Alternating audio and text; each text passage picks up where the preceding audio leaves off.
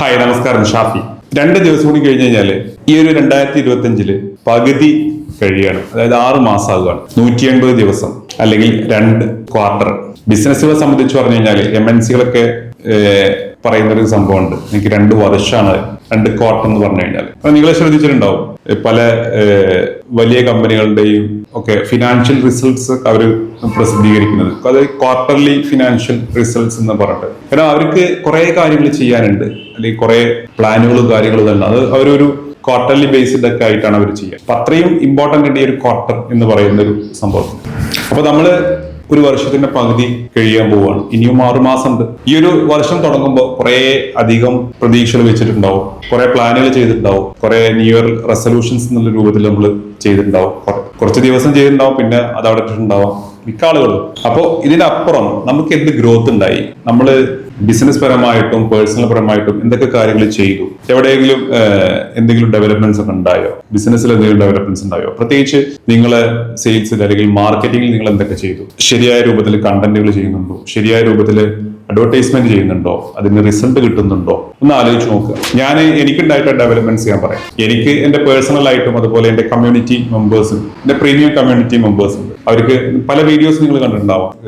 ചിലര് പഠിക്കുന്നവരുണ്ട്, ചിലര് സർവീസ് എടുക്കുന്നവരുണ്ട്, പിന്നെ പലരുമായിട്ട്. അപ്പോ ഇനി അതിന്റെ കൂടുതൽ വീഡിയോസ് ഒക്കെ വരും. കുറെ ആളുകളെ സഹായിക്കാൻ പറ്റി, അവരുടെ ബിസിനസ്സിൽ ചെറിയ ചെറിയ മാറ്റങ്ങൾ കൊണ്ടുവരാൻ പറ്റി.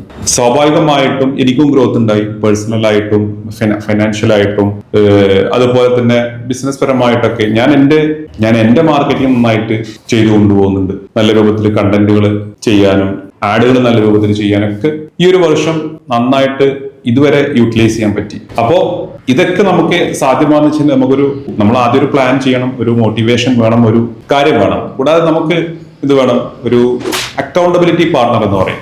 ഞാൻ എപ്പോഴും പറയാറുള്ളതാണ്, അക്കൗണ്ടബിലിറ്റി പാർട്ണർ.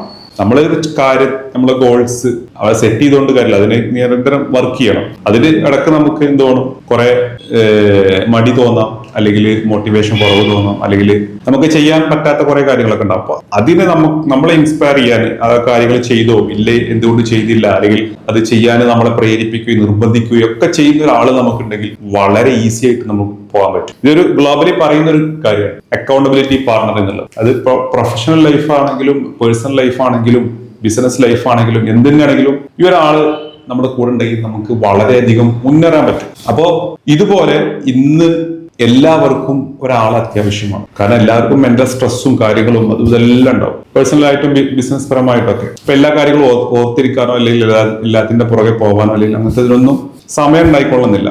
അപ്പൊ ഇവിടെ ഞാൻ എന്റെ കമ്മ്യൂണിറ്റി മെമ്പേഴ്സിന് വേണ്ടി അവരുടെ ഒരു അക്കൗണ്ടബിലിറ്റി പാർട്ണറായിട്ട് ഞാൻ ചെയ്തുകൊണ്ടിരിക്കുകയാണ്. നിങ്ങൾക്ക് ആർക്കെങ്കിലും ഇതുപോലെ നിങ്ങളെ കൂടെ നിന്ന്, നിങ്ങളെ സപ്പോർട്ട് ചെയ്ത്, നിങ്ങളെ ഇൻസ്പയർ ചെയ്ത്, നിങ്ങളെ മോട്ടിവേറ്റ് ചെയ്ത്, ഓരോ കാര്യങ്ങളും നിങ്ങളുടെ ഗോളിനനുസരിച്ചിട്ട് നിങ്ങളെ ചെയ്യിക്കുന്ന ഒരാളെ നിങ്ങൾക്ക് നോക്കുന്നുണ്ടെങ്കിൽ തീർച്ചയായിട്ടും നിങ്ങൾക്ക് കണക്ട് ചെയ്യാം.